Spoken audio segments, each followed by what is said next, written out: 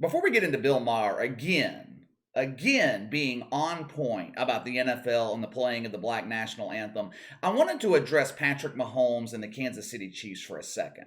I'm going to keep this brief. I have several clips I'm going to play for you guys in just a second, so this video might be a little bit longer than usual, so I'm going to keep this about the Chiefs short.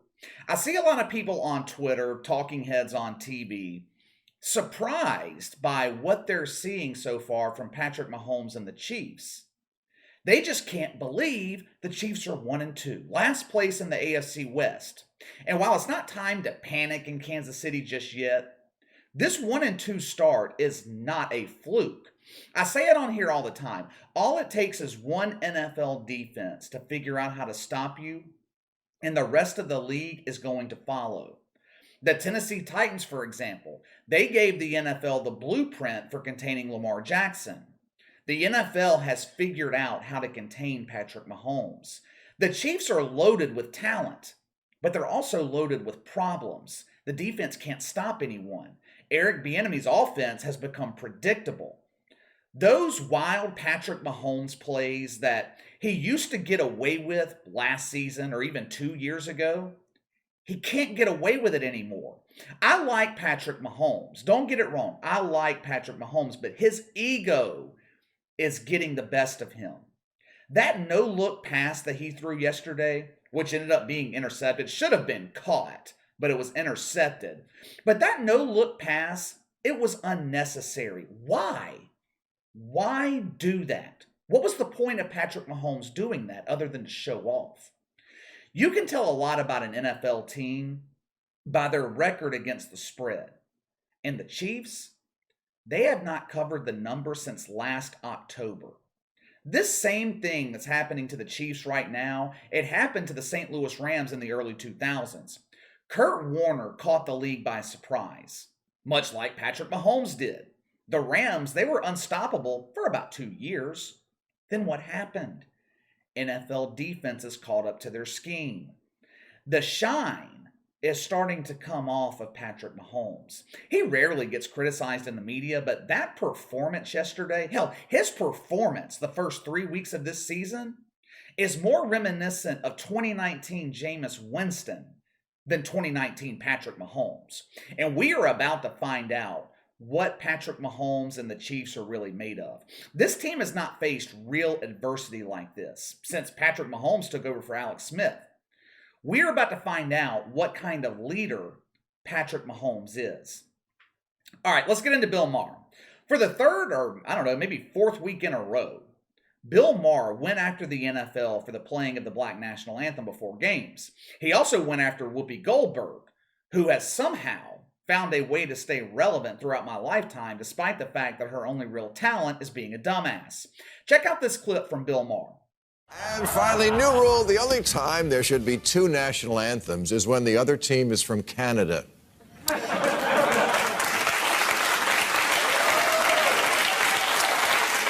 This season, the NFL has added Lift Every Voice and Sing, commonly known as the Black National Anthem, to the Star-Spangled Banner before games. And 2 weeks ago, I opined that it was fine to get rid of the old anthem. We just shouldn't have two. Now, if you watch this show for opinions and you want to know what the correct opinion on the anthem is, that's it.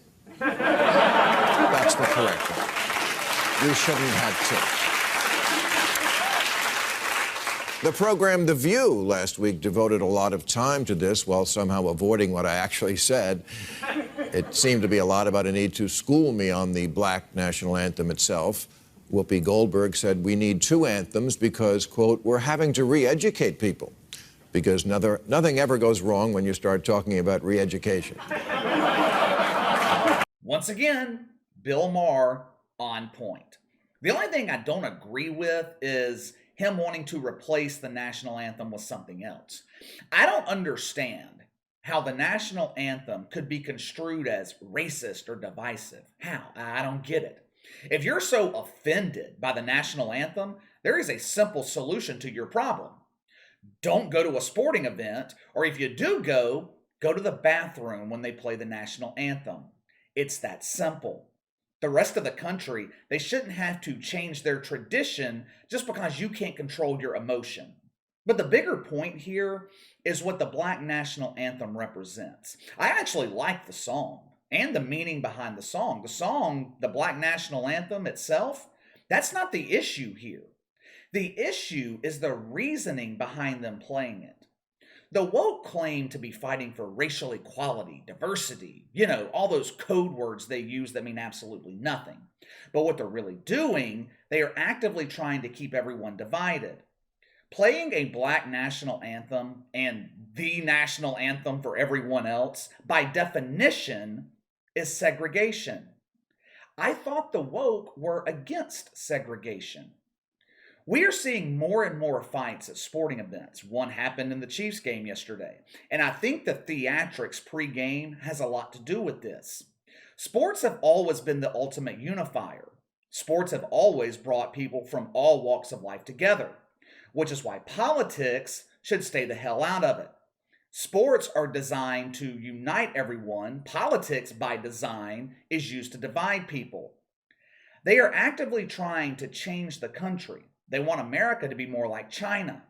And you can't implement that kind of systemic change when the country is united. You have to figure out a way to divide people, and they're using race to do that. Over the weekend, Shaquille O'Neal, Shaq, he did an interview with the New York Post, and he said that he was retiring. He wasn't retiring from being on TNT. He's retiring from being a celebrity. He said that he didn't want to be associated with celebrities anymore because most celebrities are out of their mind. Shaq didn't get into specifics, but I think he was talking about the fact that most celebrities and athletes have become woke propagandists. They've become tools that are being used to promote this agenda. Take Whoopi Goldberg, for example. She said that we need to re-educate people on how to treat women and minorities, and that America has moved backwards 10 to 15 years as to how minorities and women are treated in this country. I actually agree that we have moved backwards, but not in the way that Whoopi Goldberg thinks. Hell, we take better care of immigrants, illegal immigrants, than we take care of our own. When is the last time you guys have received a check from the United States government on the first of the month? Does the government pay for your health care? Do they deposit money onto one of your credit cards every month so you can buy groceries? If you're a minority in this country, it's easy for you to attend college because all you got to do is show up. You ain't got to pay for it. If I walked into a college today and asked for a grant, they would laugh me out of the building. If Mahmoud from Turkmenistan wants to go to an American college, all he's got to do is show up for class. We'll take care of your tuition. Don't worry about it. Not that I would recommend anyone going to college nowadays. Unless you're going to be a doctor, nurse, engineer, lawyer, something specialized, there is absolutely no reason for you to go to college. Colleges have become re-education camps, Whoopi Goldberg's dream. Oh, they're re-educating these kids all right. The only thing they're teaching in college now is how to become a menace to society. Take a look at this. All these grants that your tax dollars are paying for to send the underprivileged to college, this is what your money's paying for. Check this out. What did I do wrong? You have a better... You're offensive. Police lives matter? You have the same sticker. We're just trying to do school. What? You guys have the same sticker of the other. But this is our space. We've got a Police Lives Matter sticker and we're getting kicked out. Can't do school. Nobody's kicking out. You just said we have to leave. No, I said... You're making the space uncomfortable. Uncomfortable. But you're white. Do you understand what a multicultural space? It means you're not being centered. White's not a culture? No. No, it's not a culture. It's white is not a culture. Say it again to the camera. You think whiteness is a culture? This is insane. So anyways, this is the violence that ASU does, and this is the type of people that they protect. Okay, this white man thinks he can take up our space, and this is why we need a multicultural space, because they think they can get away with this shit. I'm gonna sit here the whole time and you can find somebody to kick me out. That's cool. We We're will. not kicking you out. We're asking you to leave if you have any consideration for people of color and our marginalization. So clearly Room don't. that I can go? Yeah, the whole rest of the campus, the second floor, the first floor, the whole MU, every single part of the campus centers you. This is the only space that you're not centered, and you're still trying to center yourself, which is peak white cis male bullshit. You know, I'm racist. study. Oh, you're not. You are racist. Your sticker is racist because police, that's a job. You can choose to be a police. I don't choose to be black. Okay? No, you can choose to be a cop. You can choose to kill people with a badge, and you're protecting that shit, which means that you're racist. I'm sorry. I wasn't trying to defend you guys. I know, but this offends us automatically because these people kill people like me and like us, right? So you're promoting our murderers. So please just don't do that. Sticker affecting you negatively. They're just trying to do your work. Thank you. So why should that bother you? Because, do you understand that police lives matter was in response to Black Lives Matter? I pay the same fucking tuition as you. Yep. Hold on, but Yeah, that's fine, you get and you more have privilege. everywhere. You have. I'm working 60 hours a week while going to school because my parents don't just give me money. It doesn't. Okay, it doesn't matter. This happened at Arizona State. Now, what did these two white dudes do that offended whoever the hell was behind that camera? They sat in the black section of the library. And of course, he had a Police Lives Matter sticker on his laptop. How dare he? Oh, I'm so triggered. How dare you say Police Lives Matter? That's our thing. We started the Lives Matter movement. Evil white people always trying to appropriate our culture. This is our space. Since when? Since when? I thought the woke were all about inclusion.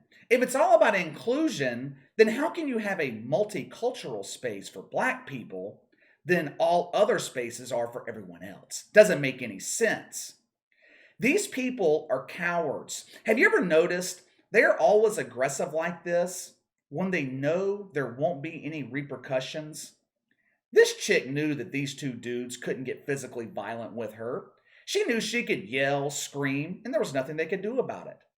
But they never do things like this when the threat of them getting their ass kicked is there. They always pick a victim that can't do anything about it. I actually commend these two kids for how they handled this situation. They handled it a lot better than most people would have. I don't like the fact, though, that the one dude apologized. Apologized for what?